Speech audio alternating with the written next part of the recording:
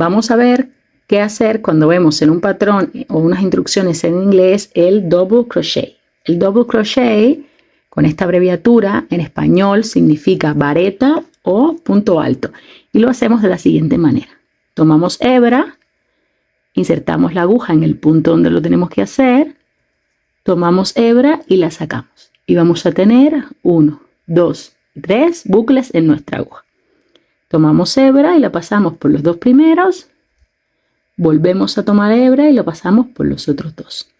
Y ya tenemos nuestro double crochet o punto alto. Vamos a repetir.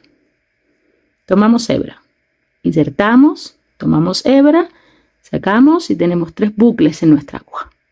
Tomamos hebra, pasamos por los dos primeros, tomamos hebra y pasamos por los otros dos. Y así pues ya tenemos hecho, y así se ve el punto alto o vareta. En español, en inglés, double crochet. Este punto también tiene un nombre diferente y abreviatura diferente en inglés de Estados Unidos y del Reino Unido.